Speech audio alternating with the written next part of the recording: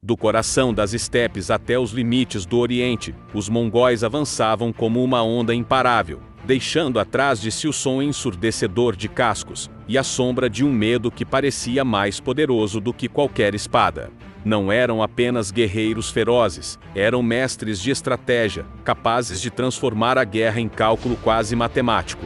Seus exércitos eram divididos em dezenas, centenas, milhares e miríades, cada comandante sabendo exatamente seu lugar em uma cadeia de comando que funcionava como engrenagem perfeita. O correio imperial, conhecido como Yam, espalhava ordens com velocidade espantosa. Cavalos descansados aguardavam em postos a cada 30 quilômetros, garantindo que notícias e estratégias atravessassem continentes no tempo de um galope. Essa logística fazia dos mongóis não apenas conquistadores, mas administradores de uma guerra que parecia não ter limites. Seus engenheiros chineses operavam catapultas de tração múltipla, capazes de lançar pedras maiores que homens. Técnicos persas construíam trabucos com precisão cirúrgica, derrubando muralhas em questão de horas. Artesãos árabes adaptavam flechas incendiárias que transformavam cidades inteiras em labaredas. Onde havia muralhas, eles arrastavam torres de cerco cobertas de couro encharcado para resistir ao fogo. Onde havia rios, construíam pontes em dias. Onde havia desertos, perfuravam poços antes mesmo de seus inimigos imaginarem a falta de água. Nada parecia deter o avanço. Em Nishapur, testemunhas descrevem o céu tomado por fumaça de incêndios que duraram semanas. Em Monv, crônicas falam de dezenas de milhares mortos em poucas horas. Em Herat, viajantes relatavam pilhas de crânios erguidas como sinais de advertência. Não era apenas o massacre que impressionava, mas a constância com que se repetia.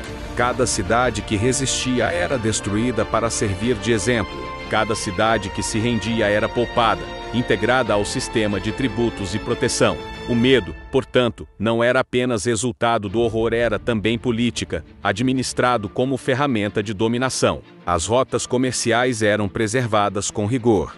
Mercadores muçulmanos garantiam o fluxo de seda e especiarias. Engenheiros da Ásia Central mantinham cálculos de pesos e contrapesos para pontes móveis. Soldados treinados em cavalaria leve dominavam a arte da fuga fingida, recuavam em velocidade, atraíam seus perseguidores e, em um giro perfeito, cercavam-nos por todos os lados.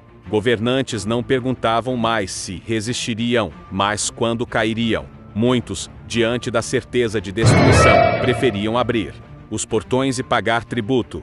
Esse terror, alimentado por velocidade, precisão e disciplina, moldou o imaginário do século XIII. Crônicas árabes descreviam os mongóis como um castigo enviado por Deus. Relatos russos falavam de uma tempestade humana impossível de enfrentar. Na Europa, rumores viajavam mais rápido que as caravanas, pintando os cavaleiros da estepe como seres invencíveis. Essa reputação foi construída a ferro e fogo, e cada conquista a reforçava. Mas à medida que avançavam rumo ao ocidente, os mongóis encontraram paisagens novas, vales estreitos, desertos pedregosos, fortalezas do Levante e, sobretudo, a resistência organizada.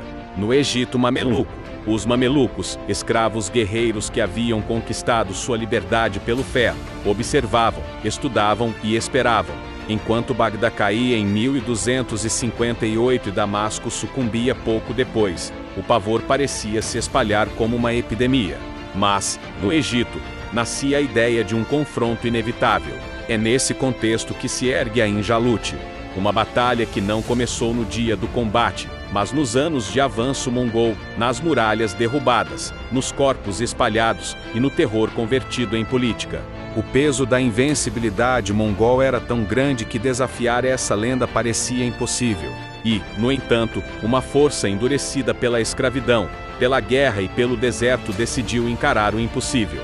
A Injalut não é apenas um evento militar. É o momento em que o mito da invencibilidade mongol começou a ruir. Mas para entender essa virada, precisamos compreender como o medo foi construído com tanto cuidado, transformado em arma, espalhado como fogo em palha seca. E é isso que este primeiro capítulo da nossa minissérie mostra, não apenas os exércitos que avançaram, mas o terror que precedia seus passos. Se esta história prende você, curta, comente, já lute e compartilhe agora para que mais pessoas conheçam o caminho que levou à virada. Porque a Injalute não começou no campo de batalha, começou na construção de um império que parecia destinado a nunca ser derrotado.